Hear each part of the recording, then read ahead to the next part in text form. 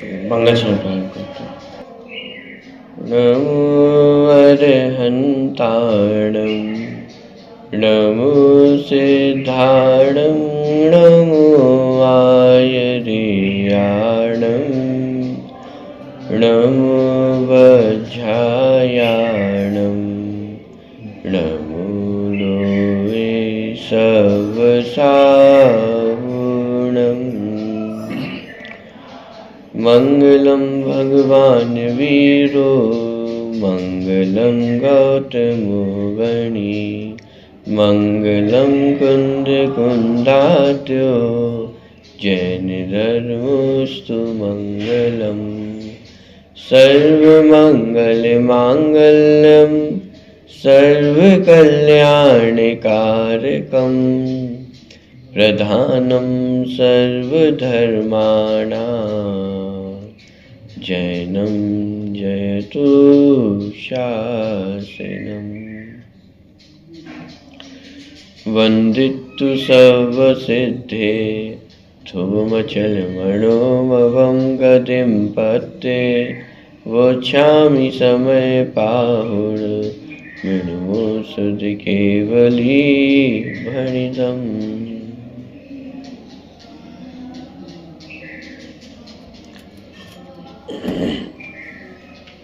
छठी गाथा की चर्चा अपनी चल रही है। गाथा का पाठ एक बार यहाँ से करते हैं। प्रश्न क्रमांक 63। रविहोति अपमत्तो नपमत्तो जान गोदुजो भावो एवं भणन्ति शुद्धम्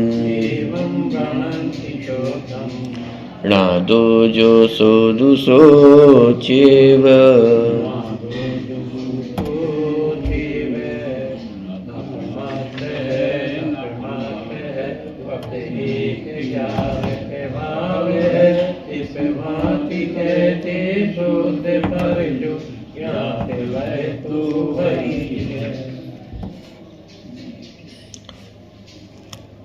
पैंसठ नंबर के प्रश्न पे भावार्थ की चर्चा कल अपन ने प्रारंभ की थी। अशुद्धता क्यों आती है, अशुद्धता कहाँ पर है और यहाँ पर अशुद्धता का क्या हुआ है। माने छठी गाथा में जहाँ ज्ञायिक भाव को शुद्ध कहा जा रहा है तो वहाँ वास्तव में अशुद्धता है या नहीं है, यदि है तो वो कैसे अशुद्धता है और यदि अशुद्धता है तो फिर उसका वर्तमान में क्या हुआ। इन सभी बातों का खुलासा इस भावार्थ में नयों के माध्यम से किया गया था। कल अपन ने उसकी चर्चा देखी थी, उसी का विस्तार आज किया जाएगा। तो एक पुनः प्रारंभ से ही पढ़ता हुआ फिर जो आगे का विषय वो अपन प्रारंभ करेंगे। अशुद्धता पर द्रव्य के संयोग से आती है। उसमें मूल द्रव्य तो अन्य द्रव्य रूप नहीं होता, मात्र परद्रव्य के निमित्त से अवस्था मलिन हो जाती है। द्रव्य दृष्टि से तो द्रव्य जो है वही है और पर्याय अर्थात अवस्था दृष्टि से देखा जाए तो मलिन ही दिखाई देता है। द्रव्य दृष्टि से द्रव्य द्रव्य रूपी ही दिखाई देगा, पर्यायिक दृष्टि से देखा जाएगा तो वहां पे पर्याय में मलिनता भी दिखाई देती है। इसी प्रकार आत्मा का स्वभाव ज्ञायकत्व मात्र है और उसकी अवस्था पुद्गल कर्म के निमित्त से रागादि रूप मलिन है, वह पर्याय है। पर्याय दृष्टि से देखा जाए तो वह मलिन ही दिखाई देता है और द्रव्य दृष्टि से देखा जाए तो ज्ञायकत्व ही है, वह कहीं जड़त्व नहीं हुआ। यहाँ द्रव्य दृष्टि को प्रदान करके कहा है। तो यहाँ तक की जो चर्चा थी वो कल अपनी हुई थी, आज आगे की चर्चा करते हैं। जो प्रमत्त अप्रमत्त के भेद हैं वे परद्रव्य की संयोग जनित पर्याय। ऊपर कहा था दो चीजें हैं, द्रव्य और पर्याय।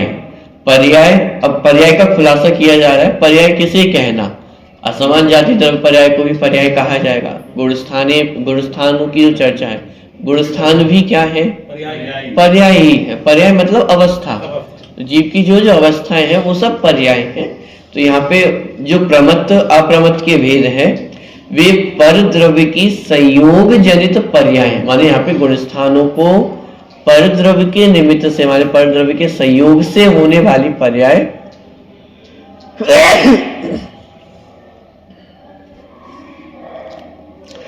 माने गुण स्थानों को भी परद्रव्य के संयोग से होने वाले जीव की अवस्थाएं कहा जा रहा है। यह अशुद्धता द्रव्य दृष्टि में गौण है, व्यवहार है, अभूतार्थ है, असत्यार्थ है, उपचार है। इतने सारे शब्द माने एक ही बात को स्पष्ट करने के लिए कहे जा रहे हैं कि वाही में उत्पन्न जो संयोग जनित मलिनता है वह द्रव्य दृष्टि में कैसी है। तो द्रव्य दृष्टि में यह अशुद्धता द्रव्य दृष्टि में गौण है, व्यवहार है। अब चाहे हम व्यवहार कहें, असत्यार्थ कहें, अभूतार्थ कहें, उन सब का अर्थ क्या है कि द्रव्य दृष्टि में वो सभी गौण है।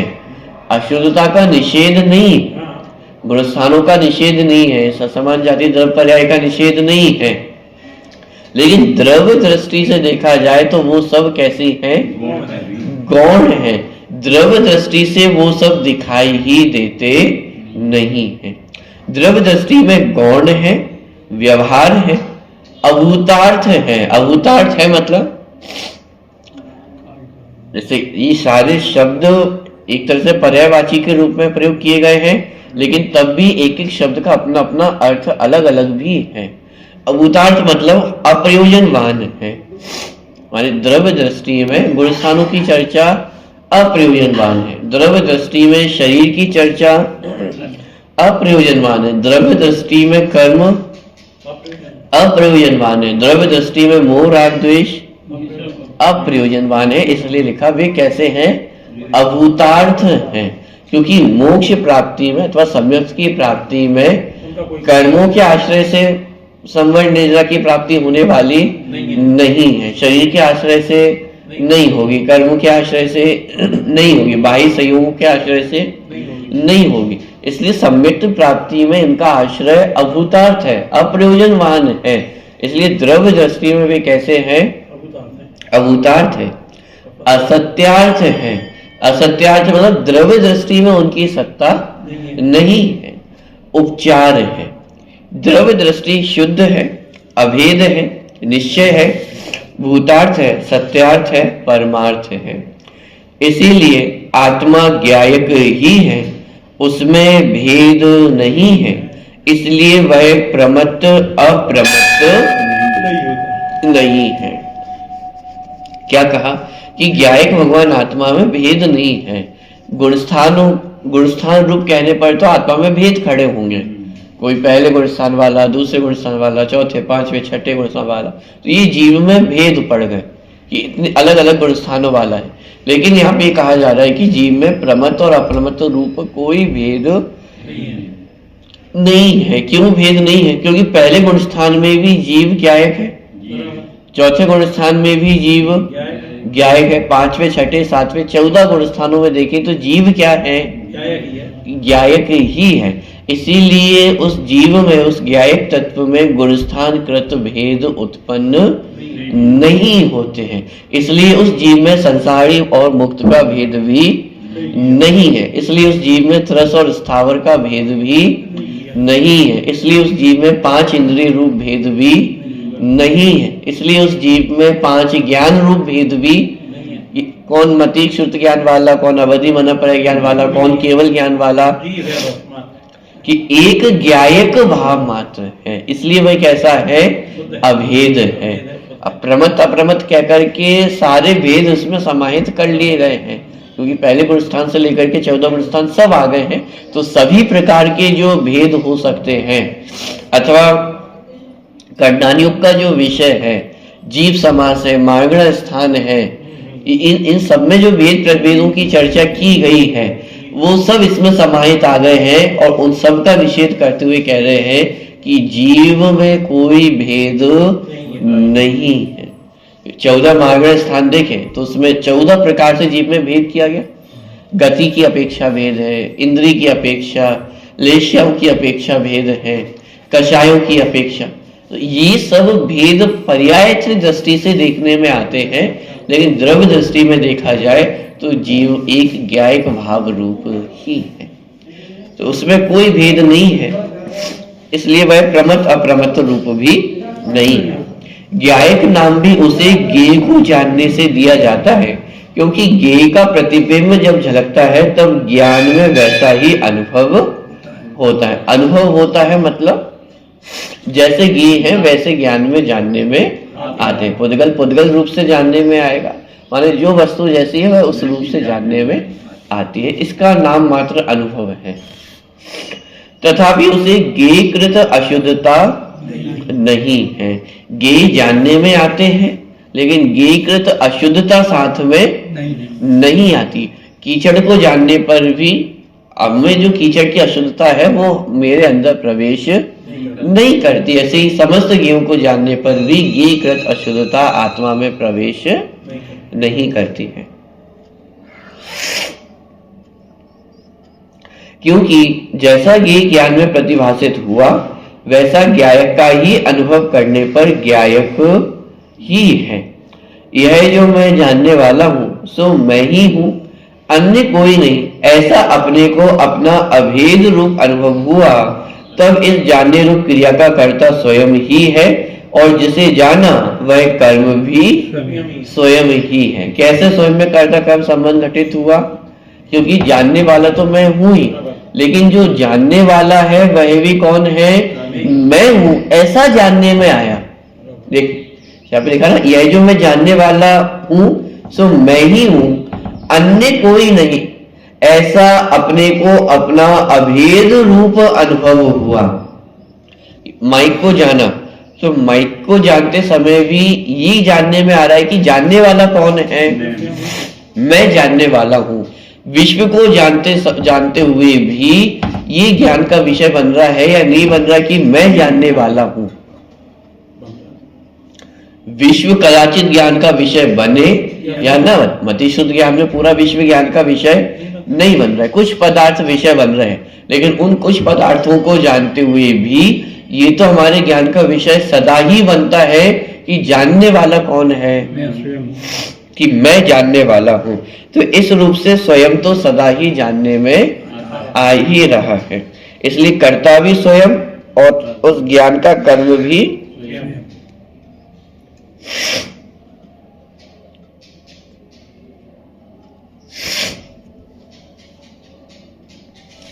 यह जो मैं जानने वाला हूं सो मैं ही हूं, अन्य कोई नहीं, ऐसा अपने को अभेद रूप अनुभव हुआ तब इस जानने रूप क्रिया का कर्ता स्वयं ही है और जिसे जाना वह कर्म भी स्वयं ही है।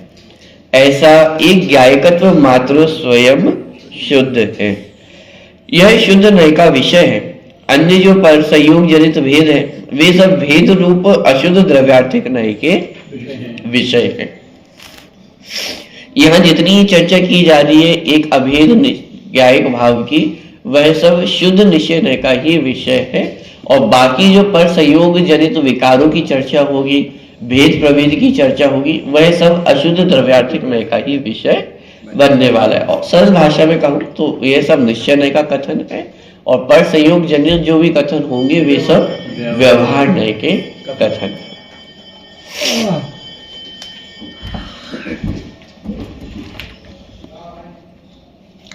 अशुद्ध द्रव्यार्थिक नय भी शुद्ध द्रव्य की दृष्टि में पर्यार्थिक ही है, इसीलिए व्यवहार नय ही है, ऐसा आशय समझना चाहिए। अब ये जो पंक्ति है थोड़ा सा यदि नयों का ज्ञान हो तो ये पंक्ति थोड़ी विशेष रूप समझ में आ सकती है। मूल बात यहाँ समझाने की है कि द्रव्यार्थिक नय के भी अनेक प्रकार के भेद प्रभेद होते हैं। उसमें एक शुद्ध द्रव्यार्थिक नय भी होता है, अशुद्ध द्रव्यार्थिक नय भी होता है। तो यहाँ पर जो पर संयोग जनित कथन किए गए हैं वे सब अशुद्ध द्रव्यार्थिक नय के विषय बनते हैं, और यहाँ ये कहा जा रहा है कि शुद्ध द्रव्यार्थिक नय के दृष्टिकोण में अशुद्ध द्रव्यार्थिक नय भी पर्यार्थिक नय ही बन जाता है। जैसे निश्चय व्यवहार में हमने समझा था कि आगे आगे के नयों की अपेक्षा पहले पहले का जो नय है वह व्यवहार नय ही बनता चला जाता है। जैसे शुरू के 4 नय तो व्यवहार नय है ही, 5वां नय कौन सा था? अशुद्ध निश्चय नय, ठीक है। और 6ठा नय कौन सा है? एक देश शुद्ध निश्चय नय, ठीक है। तो एक देश शुद्ध निश्चय नय की अपेक्षा अशुद्ध निश्चय नय भी व्यवहार नय है। यह बात अपन ने समझी थी जब नयों का प्रकरण पढ़ा था। साक्षात शुद्ध निश्चय नय की अपेक्षा एकदेश शुद्ध निश्चय नय भी व्यवहार बन जाता है। परम शुद्ध निश्चय नय की अपेक्षा साक्षात शुद्ध निश्चय नय भी व्यवहार बन जाता है। माने 8 नयों में से 7 नय व्यवहार बन जाते हैं परम शुद्ध निश्चय नय की अपेक्षा से। तो वही चर्चा यहाँ पे अशुद्ध द्रव्यार्थिक नय भी पर्यार्थिक नय बन जाता है शुद्ध द्रव्यार्थिक नय की अपेक्षा से।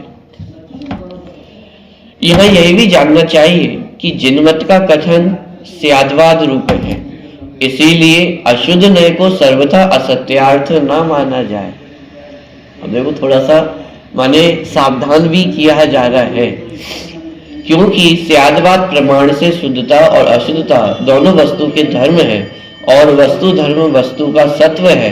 अंतर मात्र इतना है कि अशुद्धता पर द्रव्य के संयोग से होती है। देखिए यहाँ पे किसी भी नय का निषेध नहीं किया जा रहा है, न शुद्ध नय का निषेध किया जा रहा है और न अशुद्ध नय का। ध्यान देना, कोई भी नय अशुद्ध है ही नहीं। जिस अशुद्ध नय को हम अशुद्ध नय कह रहे हैं वो अशुद्ध नय भी अपने आप में तो सम्यक ज्ञान का ही अंश है, इसलिए वह भी अपने आप में तो शुद्ध ही है। यदि शुद्धता अशुद्धता का विचार करना भी चाहे तो प्रत्येक नय अपने आप में तो शुद्ध ही है। शुद्ध नय तो शुद्ध है ही, लेकिन अशुद्ध नय भी अपने आप में शुद्ध ही है, वो कोई अशुद्ध नहीं हुआ है, मात्र देखने के दृष्टिकोण अलग है। एक नय ऐसा है जो शुद्धता को लक्ष्य कर रहा है, एक नय ऐसा है जो अशुद्धता को लक्ष्य कर रहा है, और दोनों ही नयों की आवश्यकता है।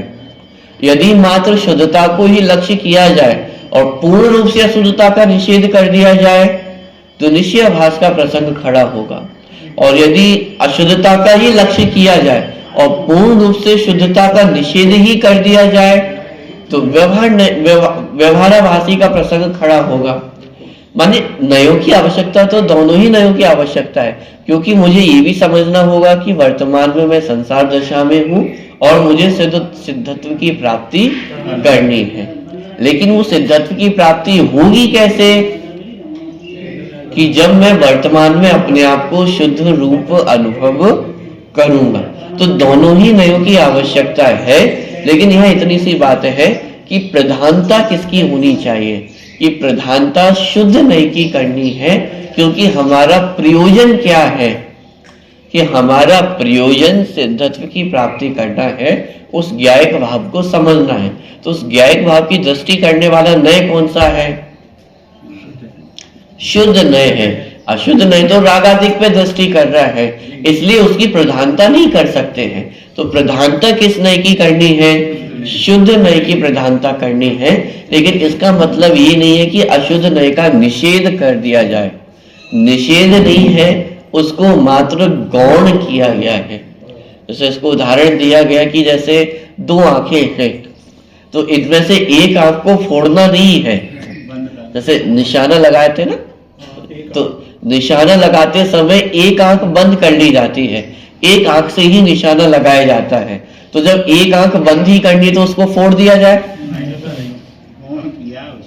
कि फोड़ना नहीं है, मात्र उसको उस समय के लिए बंद किया है, गौण किया है। इसका मतलब दूसरे पक्ष का निषेध नहीं है, लेकिन द्रव्य दृष्टि में उसकी प्रधानता नहीं है, इसलिए उसको गौण किया गया है। ऐसी जितनी अशुद्धता है उसका अस्तित्व भी ज्ञान कराया, उसके अस्तित्व का ज्ञान कराया है। क्योंकि यदि अशुद्धता का ज्ञान ना कराया जाए तो फिर वही निश्चयाभास का प्रकरण खड़ा हो। तो यहाँ यही भी जानना चाहिए कि जिनमत का कथन स्याद्वाद रूप है। ये जैन दर्शन की ही विशेषता है कि यहाँ स्याद्वाद का प्रयोग है, वरना अन्यत्र किसी भी दर्शन में, विश्व के किसी भी दर्शन में स्याद्वाद का प्रयोग नहीं है। आपको अन्य दर्शनों में आपस में बहुत सारी समानताएं देखने को मिल जाएगी, कुछ ना कुछ समानताएं सब दर्शनों में आपस में एक दूसरे की कुछ ना कुछ देखने को मिल जाएगी। लेकिन जैन दर्शन के अनेकांश स्याद्वाद का सिद्धांत विश्व के किसी भी दर्शन में नहीं है। एकमात्र जैन दर्शन ही स्याद्वाद के सिद्धांत को स्वीकार करता है। तो इसीलिए जिनमत का कथन स्याद्वाद रूप है, इसलिए अशुद्ध नय को सर्वथा असत्यार्थ ना माना जाए। माने अशुद्ध नय भी सर्वथा असत्यार्थ नहीं है। साहब वो सत्यार्थ है क्या? अभी प्रयोजनवान कथन है कि जो जीव निश्चयाभासी हो रहा हो तो उसके लिए अशुद्ध नय का कथन भी सत्यार्थ है, भूतार्थ है, प्रयोजनवान है। क्यों? क्योंकि वह निश्चयाभास से बाहर लाने वाला है। इसलिए अशुद्ध नय का कथन भी सर्वथा असत्यार्थ नहीं है। अशुद्ध नय को सर्वथा असत्यार्थ ना माना जाए, क्योंकि स्यादवाद प्रमाण से शुद्धता और अशुद्धता दोनों वस्तु के धर्म है, और वस्तु धर्म वस्तु का सत्व है। अंतर मात्र इतना ही है कि अशुद्धता पर द्रव्य के संयोग से होती है। अब ध्यान देना, अशुद्धता पर द्रव्य के संयोग से होती है, और उस अशुद्धता को लक्ष्य करने वाला नय अशुद्ध नय है, अथवा व्यवहार नय कहे, अथवा पर्यार्थिक नय कहे। तो ध्यान देना, नय बुरा नहीं है, नय तो हमें अपनी कमजोरी का ज्ञान करा रहा है। पर द्रव्य के संयोग के से होने वाला जो अशुद्धता है उसका ज्ञान मात्र अशुद्ध नहीं करा रहा है। अशुद्ध नय से अशुद्धता उत्पन्न नहीं हो रही है, क्योंकि इतने स्पष्ट शब्दों में लिखा कि पर द्रव्य के संयोग से अशुद्धता उत्पन्न होती है। अशुद्ध नय के कारण अशुद्धता उत्पन्न नहीं होती है। अशुद्ध नय का कार्य तो मात्र जो अशुद्धता उत्पन्न हुई है उसका ज्ञान कराना है। तो ये अशुद्ध नय तो हमारा सहकारी ही हुआ था। जैसे जगत में कोई व्यक्ति है, वो हमारे दुर्गुणों से अवगत कराए, तो वह व्यक्ति अच्छा है या बुरा है? अच्छा है। अब ये बात अलग है कि हम उससे वैर धारण कर लेते हैं, हम उससे शत्रुता धारण कर लेते हैं, हमारी नजरों में वो कैसा हो जाता है? बुरा हो जाता है। साहब हमारी बुराइयां ही देखते हैं, अच्छाइयां तो कोई देखता ही नहीं है। लेकिन वास्तव में वो सामने वाला हमारा सहकारी ही है। क्यों? क्योंकि वह हमारे दुर्गुणों से अवगुणों से अवगत करा रहा है। अवगुणों से अवगत होंगे तो उनको छोड़ने का उपाय भी किया जाता है। लेकिन यदि अवगुणों की सत्ता ही स्वीकार ना हो तो वह स्वच्छंदी हो जाएगा। कि उसी प्रकार अशुद्ध नय क्या कर रहा है कि अशुद्ध नय मात्र हमें हमारी अशुद्धता से परिचय कराता है। अशुद्ध नय अशुद्धता उत्पन्न नहीं करता है। ठीक है। अशुद्ध नय को यहाँ ही कहा है क्योंकि अशुद्ध नय का विषय संसार है, और संसार में आत्मा क्लेश भोगता है। जब स्वयं पर द्रव्य से भिन्न होता है तब संसार छूटता है और क्लेश दूर होता है। इस प्रकार दुख मिटाने के लिए शुद्ध नय का उपदेश प्रधान है। अब देखिए अंतिम पंक्ति पढ़िए। इस प्रकार दुख मिटाने के लिए शुद्ध नय का उपदेश प्रधान है। इसका मतलब शुद्ध नय का उपदेश भी सर्वथा प्रधान नहीं है। में सावधानी जो बरती गई है वो उसकी तरफ आपका ध्यान आकर्षित कर रहा हूं। शुद्ध नय भी प्रधान कब है कि संसार दुख को मिटाने के लिए शुद्ध नय का उपदेश प्रधान है। माने संसार दुखों को नाश करने के लिए शुद्ध नय का उपदेश प्रधान किया गया है। लेकिन सर्वथा शुद्ध नय का उपदेश प्रधान नहीं है। यदि कोई निश्चयाभासी हो रहा हो, कोई अपने आप को सिद्ध रूप ही मान रहा हो, तो उसके लिए शुद्ध नय का उपदेश प्रधान नहीं है। अब समस्या ये है कि सुनते सुनते हम इतने परिपक्व हो गए हैं, माने इतने दृढ़ हो गए कि जहाँ शुद्ध नय का नाम आया तो बस कि वही प्रधान है, वही सब कुछ है, और जहाँ अशुद्ध नय आया तो उसको हम ही की दृष्टि से देखने लगते हैं। लेकिन संतुलन चाहिए, कोई अच्छा बुरा है ही नहीं। जब तक ये अच्छे बुरे की मान्यता हमारे मन में बैठी रहेगी, क्योंकि यही बात आचार्य कुंद पहले कहकर के आए हैं कि ये सबको सुलभ कथा है। ये जो काम भोग बंधन की कथा है, काम भोग बंधन की कथा मतलब अच्छे बुरे की कथा। दो लोग आपस में मिलते हैं तो तीसरे के बारे में अक्सर तो बुराइयां ही होती है। बहुत मिलने होंगे कि जिनके संदर्भ में कुछ अच्छाई की बातें भी हो। लेकिन आचार्य कुंद कुंद दोनों को ही क्या कह के आए हैं, ये सब काम भोग बंधन की कथाएं हैं और ये सबको सहज सुलभ है।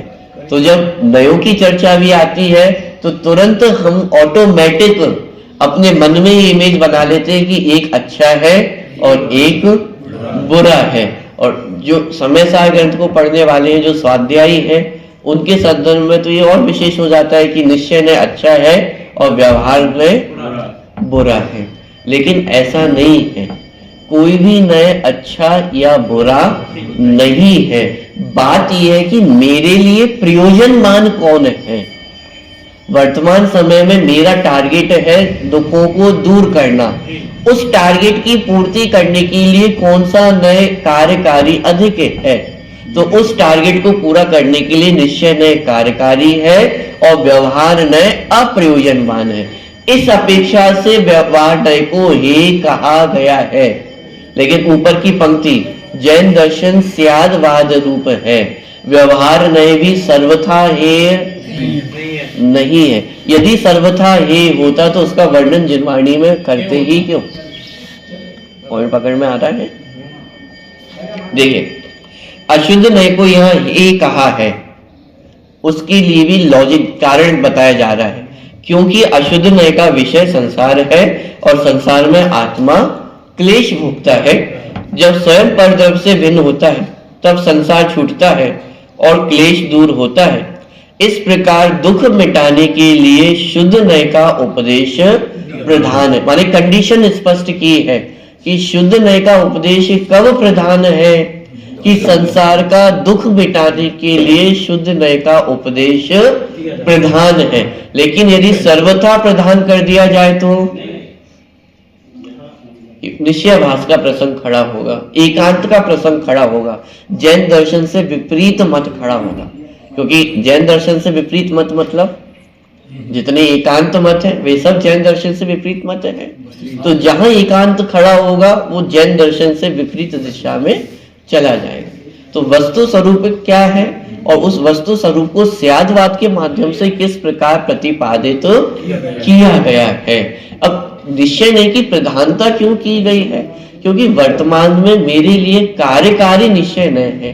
क्योंकि निश्चय नय की विषयभूत जो शुद्धात्मा है उसके आश्रय से संसार से दूर हुआ जा सकता है, संसार के दुखों को दूर किया जा सकता है। और व्यवहार नय के विषयभूत जो वस्तुएं हैं उनके माध्यम से ये जाना जा सकता है कि वर्तमान में मेरी दशा कैसी है।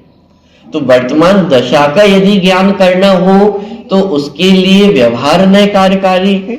लेकिन वर्तमान दशा से यदि छूटना हो तो उसके लिए निश्चय नय कार्यकारी है। और दोनों ही नय, माने मोक्ष मार्ग में तो दोनों ही नय कार्यकारी है। क्योंकि जैसे 6 डाला में पंक्ति है कि बिन जाने ते दोष गुणन को कैसे तजिए गई, कि जब तक दोषों को जानकारी नहीं हुई तब तक उनका त्याग भी संभव नहीं है। तो उन दोषों की जानकारी कराने वाला नय कौन सा है, व्यवहार नय के माध्यम से ही तो संयोग जनित जो विकारी भाव है उन सबका ज्ञान हुआ। संयोग और संयोगी भाव दोनों का ज्ञान कराने वाला व्यवहार नय है और उनसे भेद विज्ञान कराने वाला निश्चय नय है। तो परिस्थिति और परिस्थिति से छूटना, परिस्थिति का ज्ञान व्यवहार नय ने कराया और उन परिस्थिति से छूटने का ज्ञान वह निश्चय नय ने कराया। तो दोनों ही नय अपनी अपनी जगह प्रयोजनवान है। लेकिन यहाँ पे निश्चय नय की प्रधानता क्यों है, क्योंकि हम एक लक्ष्य को लेकर के आए हैं कि साहब हमें संसार दुखों से मुक्ति चाहिए। तो संसार दुखों से मुक्ति चाहिए तो निश्चय नय के विषयभूत जो शुद्धात्मा है उसको समझना आवश्यक है। ठीक है। अशुद्ध नय को यहाँ ये कहा क्योंकि अशुद्ध नय का विषय संसार है और संसार में आत्मा क्लेश भोगता है। जब स्वयं परद्रव्य से भिन्न होता है तब संसार छूटता है और क्लेश दूर होता है।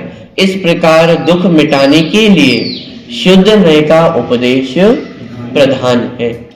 अशुद्ध नय को असत्यार्थ कहने से यह ना समझना चाहिए कि आकाश के फूल की भांति वह वस्तु धर्म सर्वथा ही नहीं है। क्या अशुद्ध नय को असत्यार्थ कहने से यह ना समझना चाहिए कि आकाश के फूल की भांति वह वस्तु धर्म सर्वथा ही नहीं है, क्योंकि दोनों ही शुद्धता और अशुद्धता दोनों वस्तु का ही स्वरूप है। वस्तु स्वरूप से बाहर कुछ भी नहीं है, शुद्धता भी और अशुद्धता भी। तो जहां अशुद्ध नय का वर्णन किया जा रहा है और उसको असत्यार्थ कहा जा रहा है। असत्यार्थ कहने का मतलब ये नहीं है कि आकाश पुष्प की भांति उसकी सत्ता ही ना हो। आकाश पुष्प मतलब तो है, लेकिन आकाश कि एक ऐसा पुष्प है जो आकाश में आसमान में उगता है, अथवा गधे की सींग की भांति। सींग तो है लेकिन गधे के नहीं है।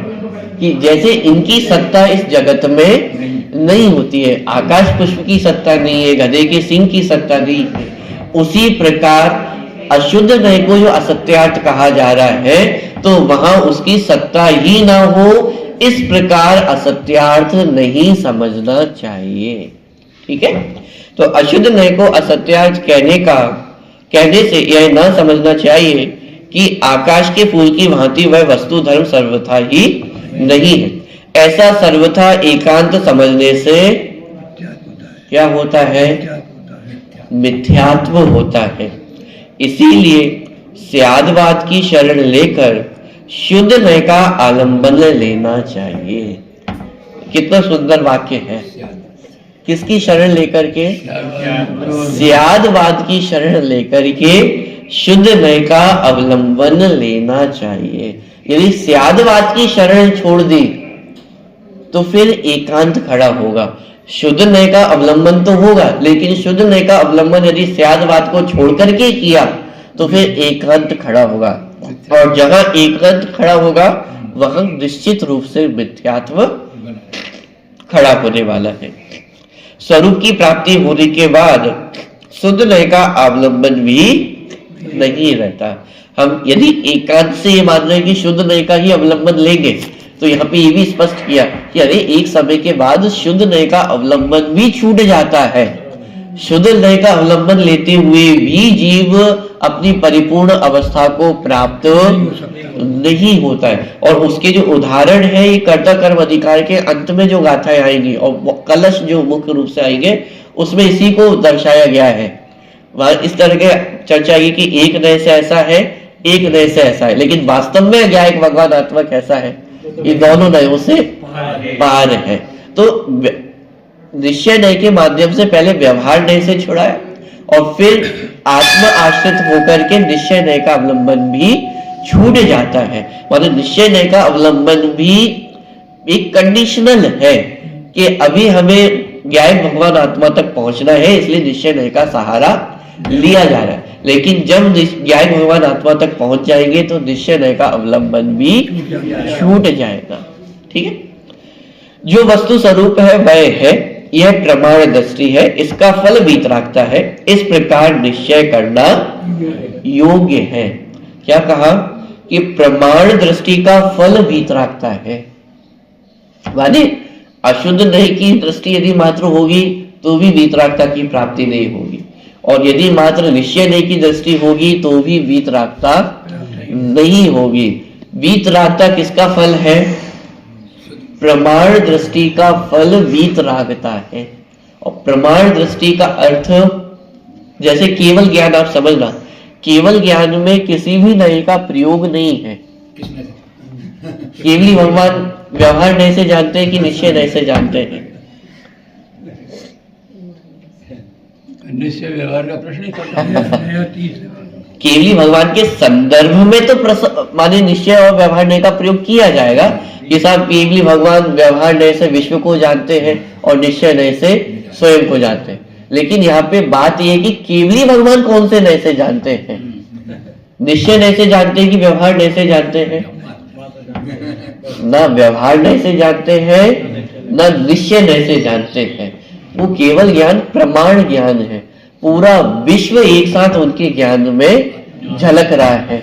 उन्हें किसी भी एक पर्टिकुलर वस्तु को जूम इन करने की आवश्यकता नहीं है। तो ऐसे प्रमाण ज्ञान का फल क्या है? वीतरागता, जहां सब कुछ एक समान धरातल पर आकर के खड़ा हुआ है।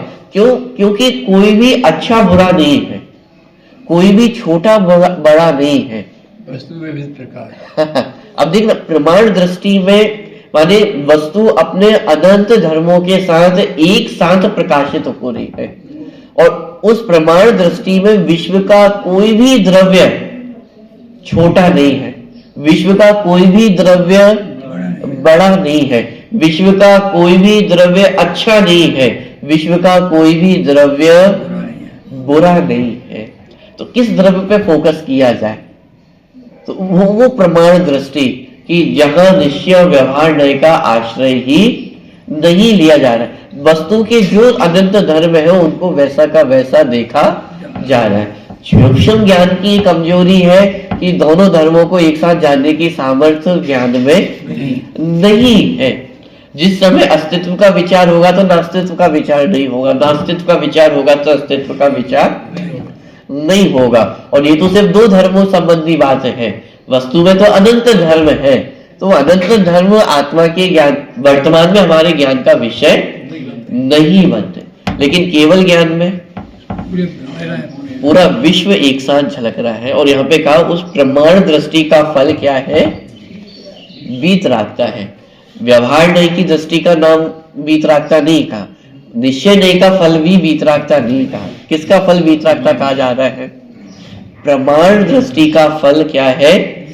वीतरागता, क्योंकि वहां पे समता जागृत होगी। ठीक है, निश्चय नय में भी निश्चय नय का आग्रह है, व्यवहार नय में व्यवहार नय का अवलंबन है। व्यवहार नय की चर्चा होगी तो निश्चय नय को गौण कर दिया जाएगा, उसके संदर्भ में चुप्पी साध ली जाएगी। निश्चय नय की चर्चा होगी तो व्यवहार नय के संदर्भ में चुप्पी साध ली जाएगी। लेकिन प्रमाण दृष्टि में दोनों बातें एक साथ ज्ञान का विषय बन रही है। तो प्रमाण दृष्टि का फल वीतरागता है, इस प्रकार निश्चय करना योग्य है। तो इस प्रकार अपनी चर्चा आज हुई है। यहाँ पे मूल रूप से जो सावधानी की बात है वो आज अपना मूल प्रतिपाद्य रहा है कि यद्यपि छठी गाथा में निश्चय नय की मुख्यता से ही कथन किया गया है, लेकिन इसका मतलब ये नहीं है कि व्यवहार नय का निषेध किया गया हो। व्यवहार नय को गौण किया गया है, उसे उसका सर्वथा निषेध नहीं किया है। और व्यवहार नय को जो असत्यार्थ कहा जा रहा है उसका मतलब उसकी सत्ता ही इस विश्व में नहीं है, ऐसा उसका अर्थ नहीं है। असत्यार्थ कहने का तात्पर्य मात्र इतना है कि वर्तमान में वो हमारे लिए अप्रयोजनवान है, क्योंकि हमारा प्रयोजन संसार दुखों से छूटना है और उस प्रयोजन की पूर्ति निश्चय नय के आश्रय से हो सकती है। इसीलिए व्यवहार को ही कहा है और निश्चय नय को उपाधि कहा है। ध्यान रखना, यदि कोई निश्चयभाषी जीव होगा तो उसको व्यवहार नय उपाधि कहा जाएगा और निश्चय नय ही कहा जाएगा। इसलिए घबराने की आवश्यकता नहीं है। जिनवाणी में कहा किस अपेक्षा से कथन किया गया है उसको गंभीरता पूर्वक और सावधानी पूर्वक समझना है और स्वच्छंदी नहीं होना है। ठीक है, चलो।